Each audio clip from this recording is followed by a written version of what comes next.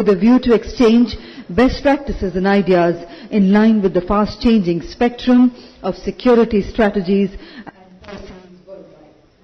This international conference on defense finance and economics will cover, in a period of 3 days, a wide range of subjects like defense diplomacy, veteran welfare, defense production and acquisition, oversight mechanism, etc. And ladies and gentlemen, the august presence of Honorable Raksha Mantri and other esteemed dignitaries today at the inaugural session is a source of inspiration for all of us. And may I request the Honorable Raksha Mantri to kindly light the ceremonial lamp and formally inaugurate the International Conference on Defence, Finance and Economics. I also request our other illustrious dignitaries on the dais to kindly join the Honorable Raksha Mantri.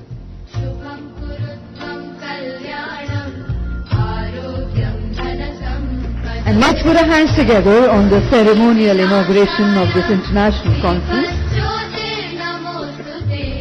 We thank the Honorable Raksha Mantri ji for doing the honors.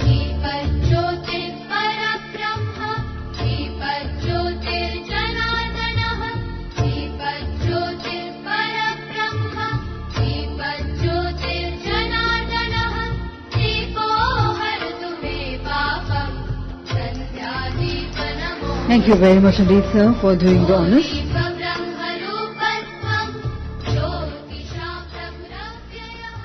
Ladies and gentlemen, Honorable Raksha Mantri ji stated during a recent event that the defence industry is going to be the sunrise sector of Indian economy. Becoming a key sector of economy requires efficient management of financial resources and their optimum utilization within a robust financial planning framework. The Finance Division of the Ministry of Defence, dealing with the matters having financial implications in the Ministry of Defence, plays an important role in the efficient management of resources. The division is headed by Financial Advisor Defence Services. And I now have the proud privilege in inviting Srimati Rasika Chaube, Financial Advisor Defence Services, Ministry of Defence, Government of India, to kindly deliver the welcome address. And ladies and gentlemen, please put your hands together to welcome ma'am.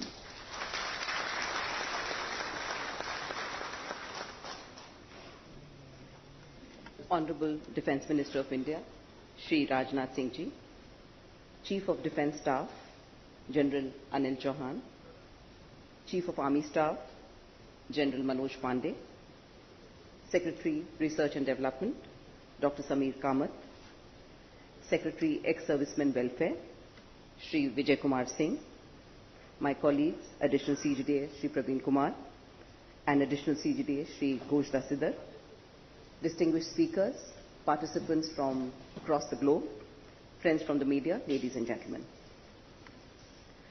A very warm welcome to each one of you who have taken out time and are here to participate in the International Conference on Defence, Finance and Economics 2023, which has been organized under the aegis of Ministry of Defence, Finance, Government of India.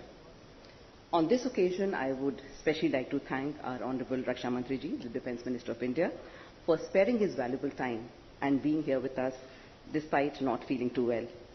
So this conference would not have been possible without your support, your guidance, your encouragement. Thank you so very much, sir. It is after a very long time that we are again organizing this conference, which we held some few years back. It also gives me immense happiness that we are hosting this conference at a time when our country is celebrating Azadi Ka Amrit Mahotsav and commemorating 75 years of India's independence. And it's also the year of India's presidency in G20. I'm also happy to share that we have a large number of practitioners in the realm of defense and defense finance and economics from across the world who are here on this occasion, because of which we have amidst us a distinguished galaxy of speakers and participants from around 18 countries. Thank you each one of you for being here with us and for those who are joining us through VC. An Athenian historian, while talking of finance being intrinsic to defense, has very aptly stated, and I would like to quote, that war is not so much a matter of armaments as it is of money, which make armaments effective. So let us first of all see to our finances. The same concept has been elucidated by Charles Davenant the political economist, who also repeated the same and has stated, which I quote, "War is quite changed from what it was in the time of our forefathers, when the matter was only decided by courage. Now the whole art of war is dependent on money, for nowadays that prince who can best use money to feed, clothe and equip his army, not he that has the most valiant troops, is surest of success and conquest." These statements underline the cruciality of finance in achieving defense preparedness. It is because of finance that security policy makers across the globe eternally encounter the dilemma of guns versus butter model of economics. How much is more? The question becomes very critical, especially when the resources are limited and there are more existential issues to address. It is here that defense finance and economics comes in. Defense economics, as we understand, is all about optimal allocation of resources for achieving the highest level of warfare, wherein conscious optimization is the underlying principle. However, managing optimum utilization of defense allocation and making the most cost-effective choices while strengthening the defense capability is a challenge for all the higher echelons and the policymakers. Now, the conference here seeks to engage with the best in the world in order to understand the global narrative on defense expenditure, and at the same time, we are trying to calibrate a sustainable blueprint for defense expenditure in India. Now, the conference will specifically address issues relating to defense budgeting and planning and efficient and optimal resource management within a robust financial planning framework. With this end in view, as was mentioned by the compere, we have 8 business sessions which will be organized and will cover several contemporary issues which range from strategy for optimal resource allocation, defense acquisition, to oversight mechanism.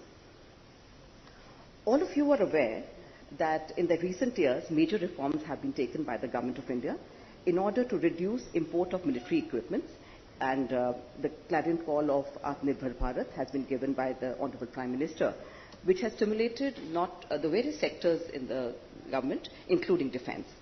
Our armed forces are not far behind. They are aggressively marching ahead to create a self-reliant defense ecosystem, and they are working on the Make in India initiative, along with the private sector, the MSMEs, the academia, and the R&D labs across the country.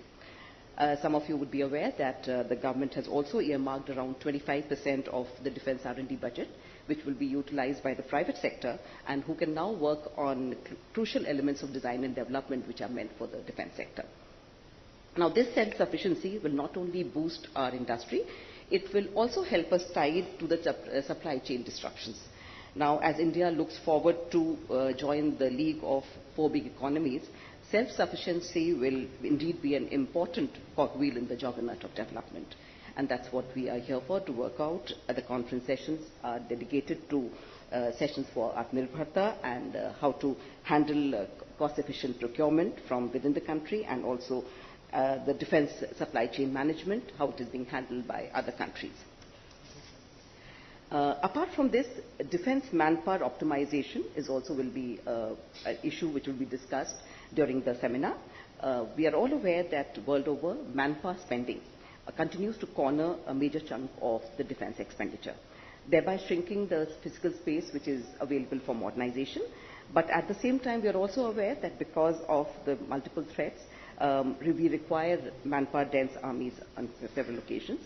So it is extremely important to acquire that calibrated balance, which is between a force which is lean and agile and yet retains its lethality and combat capability.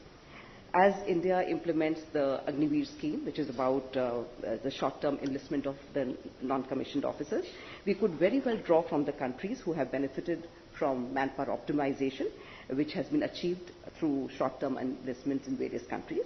And we expect some very interesting discussions on this, and we have some very good speakers about this. Then the conference will not only dwell on the challenges of, will also dwell on the challenges of funding veteran welfare. In a book which is titled Hard Look of Hard Power, the author underlines the fact that spending in the Indian defense realm is dominated by revenue expenditure, where costs are neither, they don't create assets and neither they do reduce liabilities. Now, acknowledging the fact that the veterans have given their best years of their lives to the nation, we need to discuss the dynamics of how we fund veteran welfare without compromising the operational and sustenance needs of the armed forces. We have a very interesting session on this, and we have speakers who are domain experts in this area. Now, we are also aware that armies across the world are known for their discipline and regimented lifestyle, but sustaining fiscal discipline within the defense architecture has its challenges and becomes a critical task for our senior defense echelons. It therefore becomes necessary to carefully monitor and utilize the defense budget so that it is spent without any leakage and it is on priorities which have been assigned to the defense.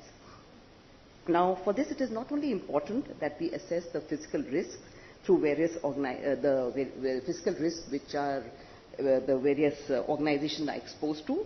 It is also important that we give importance to the audit findings and they are given due attention and corrective action is taken to mitigate these risks.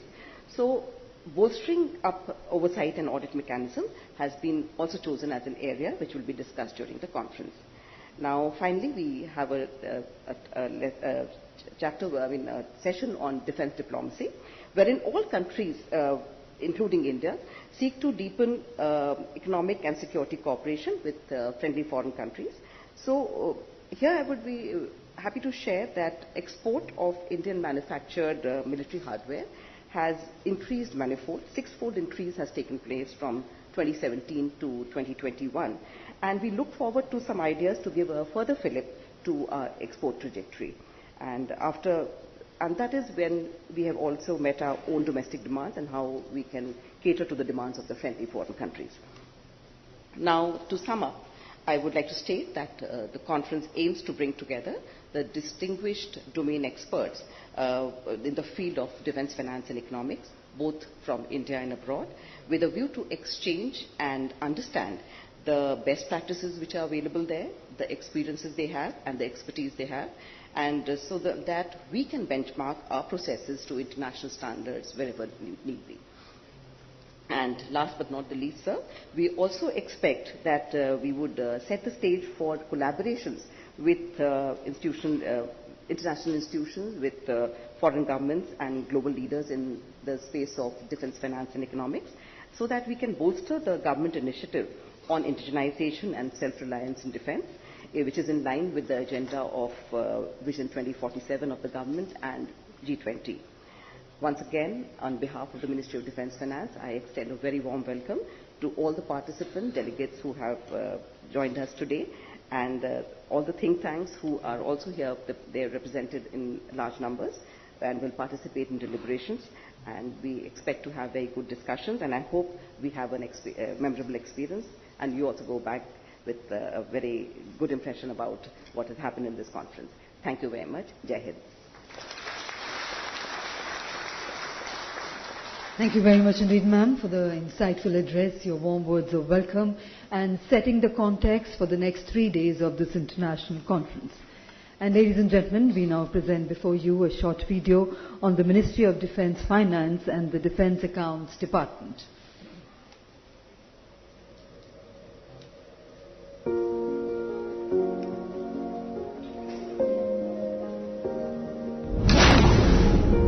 The Finance Division in the Ministry of Defense, abbreviated as MOD Finance, is at the locus of all decisions having any financial implication and coordinates the expenditure management of India's defense budget and finance. MOD Finance is responsible for providing professional and holistic financial advice in all defense matters having a financial bearing. Acting as the integrated finance for Ministry of Defense, it assists in the formulation and implementation of all proposals involving expenditure of the armed forces and associated organizations across India, such as the DRDO, Indian Coast Guard and the Border Roads Organization. The Defense Accounts Department functions under the administrative control of Ministry of Defense Finance and is headed by Controller General of Defense Accounts or CGDA. Various field offices of the CGDA such as the Controllers of Defence Accounts and Integrated Financial Advisors and Pay and Accounts Offices conduct the internal audit, payment and accounting and provide financial advice to various units and formations under the Ministry of Defence across India. The Defence Accounts Department is also responsible for SPERSH, the System for Pension Administration Raksha, which is one of the world's largest web-based defence pensions management systems and currently caters to over 2.1 million defence pensioners. मित्रों, ministry of defence, finance तथा सीजीडीए का defence services की सभी financial गतिविधियों में involvement रहता है। इसलिए मैं खास तौर पर यह बताना चाहता हूं कि डिपार्टमेंट ने जिस हार्मनी तथा सिनर्जी के साथ सर्विसेज की बदलती जरूरतों को पूरा करने में अपनी एफिशिएंसी, अपनी सक्षमता हासिल की है तथा नई चुनौतियों का सामना करने के लिए विलिंगनेस तथा रेडीनेस को प्रदर्शित किया है, उसकी मैं जितनी भी सराहना करूं वह कम है। Through enhanced budgetary support over the years, the government has placed modernization and infrastructure development of the armed forces at the center stage of the national security and defense planning process.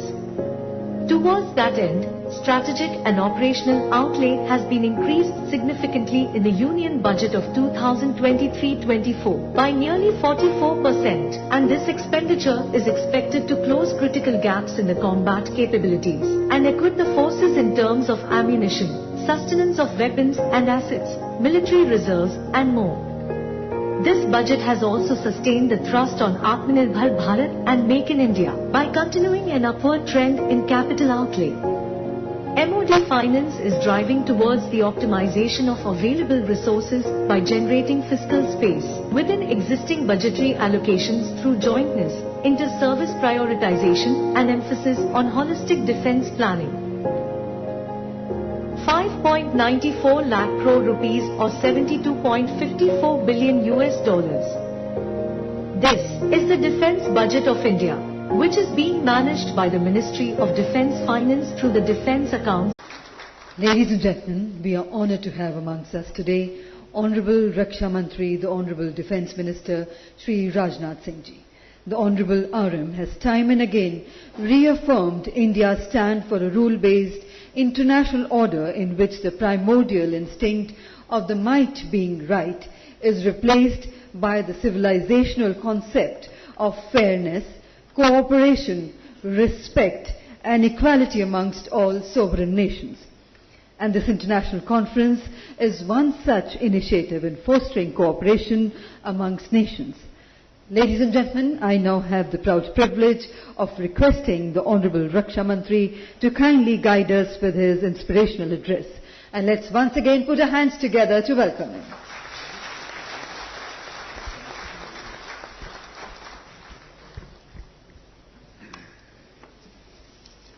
Chief of Defence Staff, General Anil Chauhan, Chief of Army Staff, General Manoj Pandey, Secretary ESW, Shri Vijay Kumar Singh, Dr. Samir V. Kamath, Secretary DRDO, Mrs. Rashka Chaube, Financial Advisor, Shri S.G. Dastidar, Additional CGDA, distinguished policy makers, academics and government functionaries from India and abroad, friends from media, ladies and gentlemen.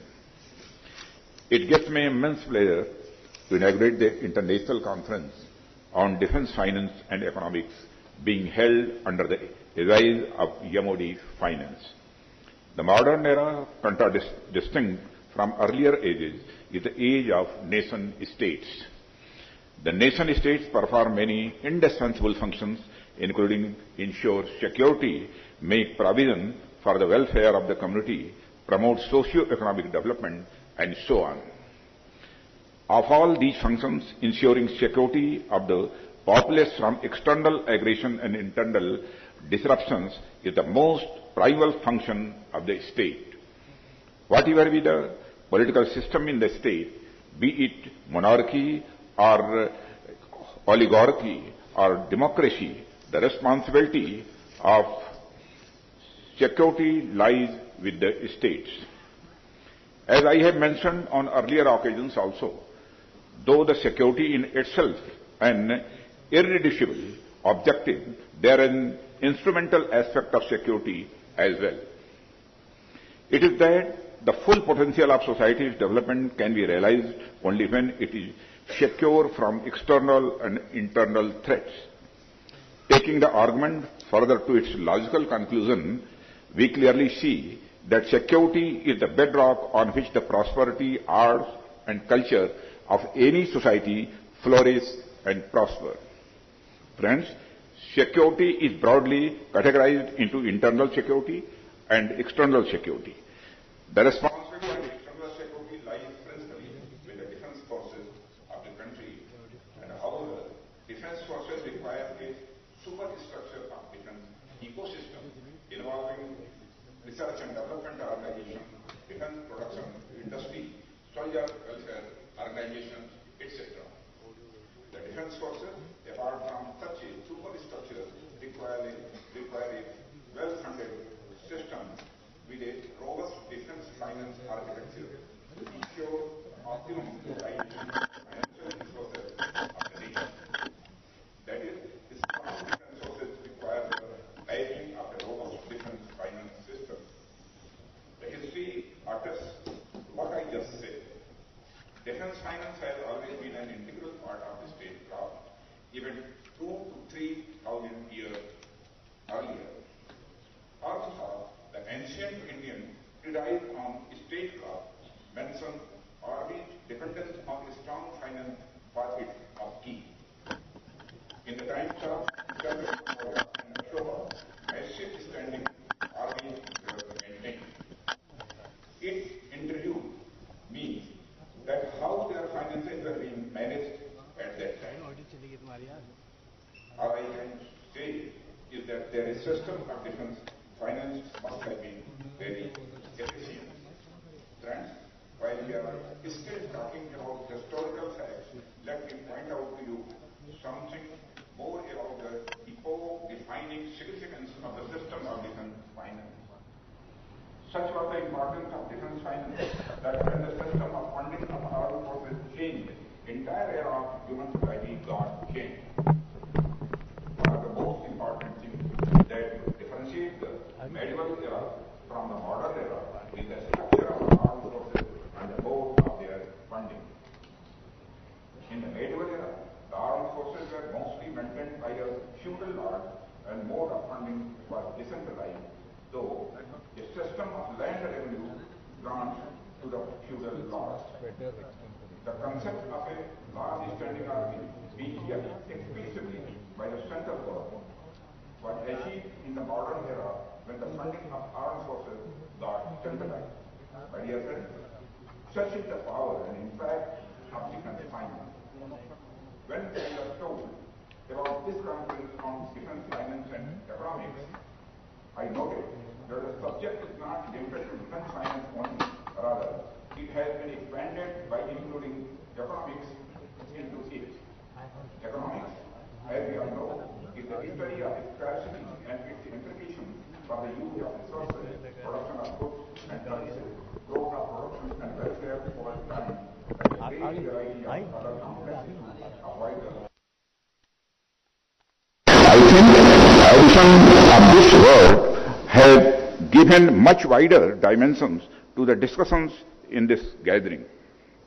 I think defense economics can present a useful way of looking at the defense-related issues from the perspective of efficient allocation and use of scarce resources.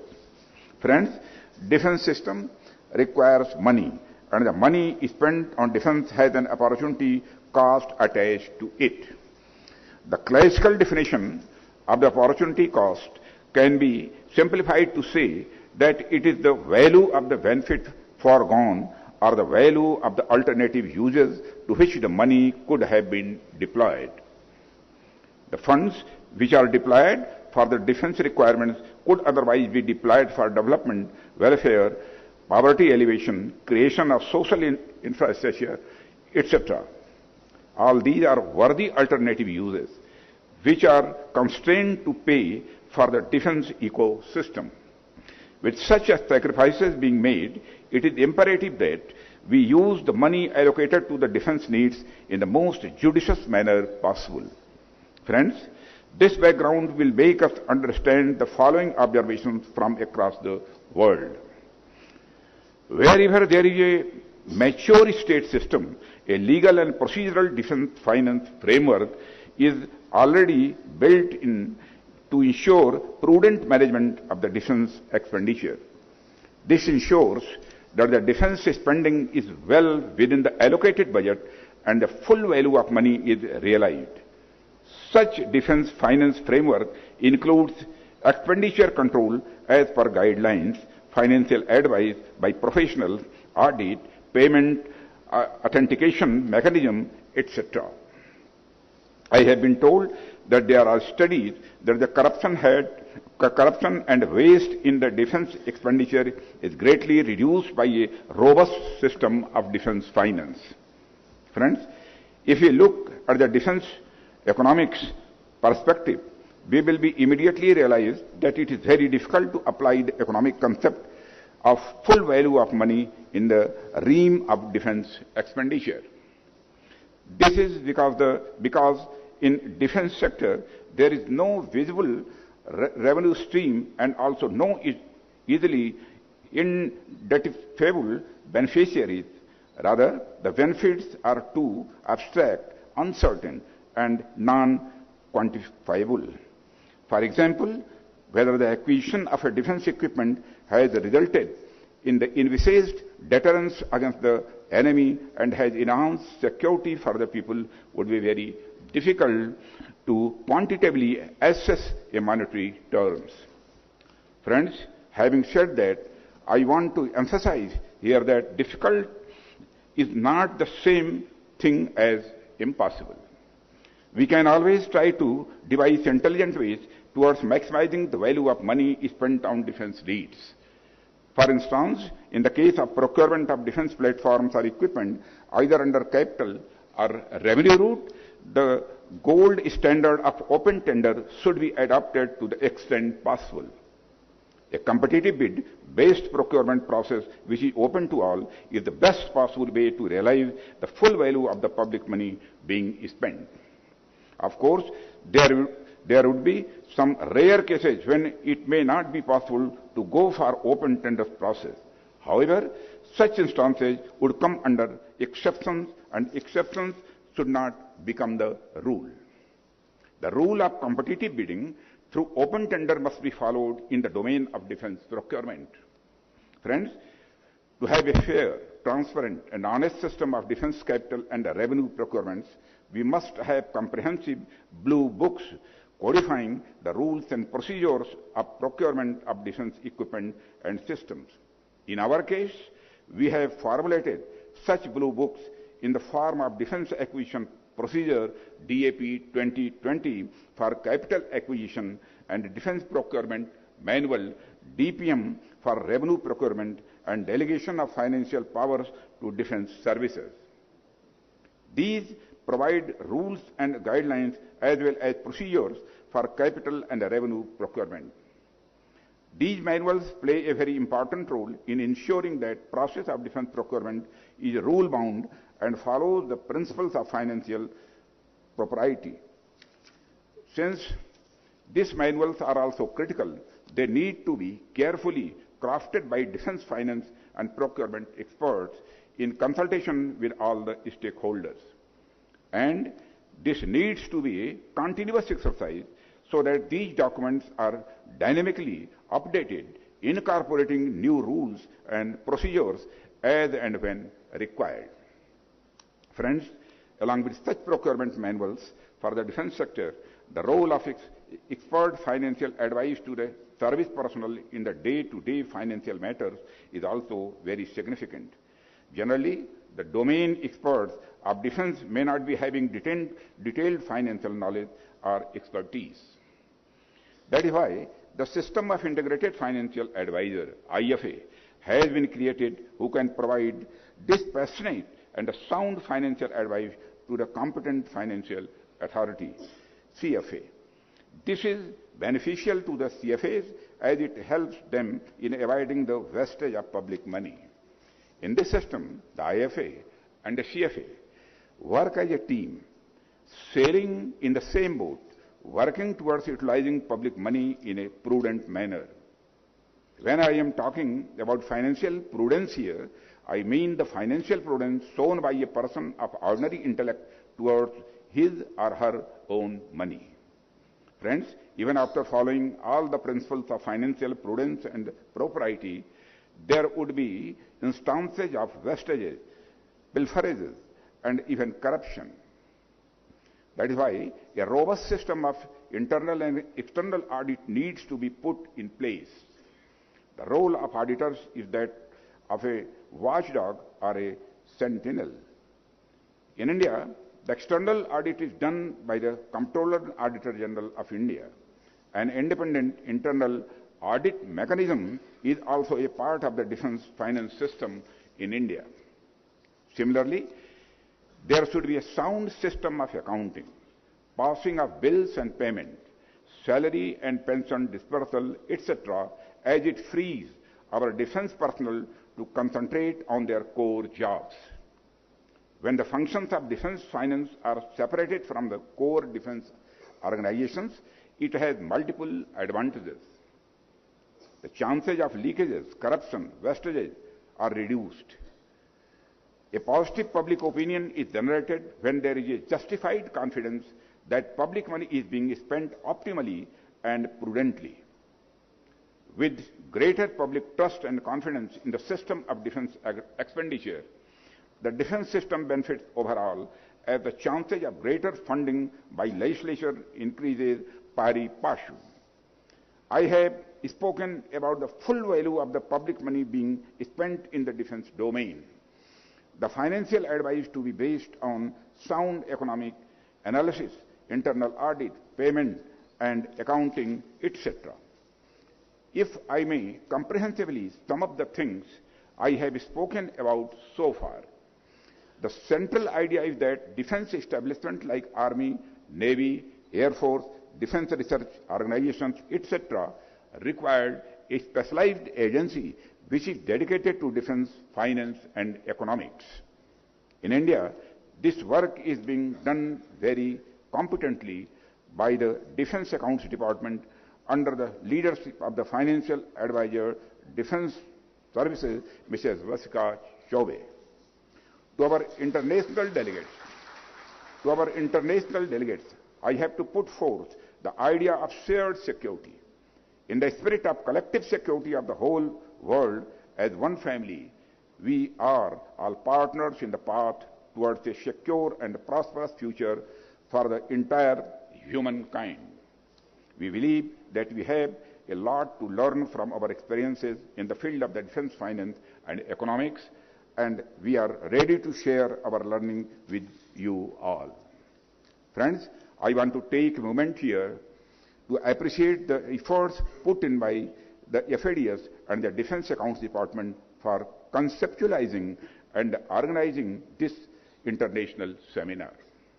I hope that this international conference on defense finance and economics will provide the participants with a platform where they would be able to acquire a better understanding of global trends in the process of defense expenditure and learn from each other. I thank our guests from across the seas and across the borders for joining us. I am sure we will be enriched by your presence and hope that you will enjoy the Indian hospitality. My best wishes for the seminar. With these few words, Jai Hind to all.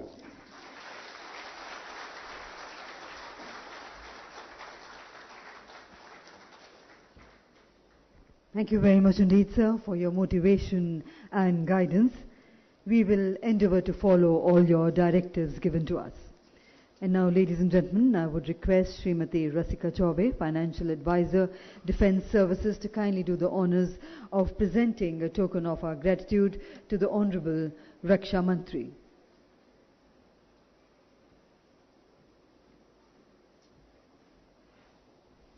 Ladies and gentlemen, we once again thank the Honourable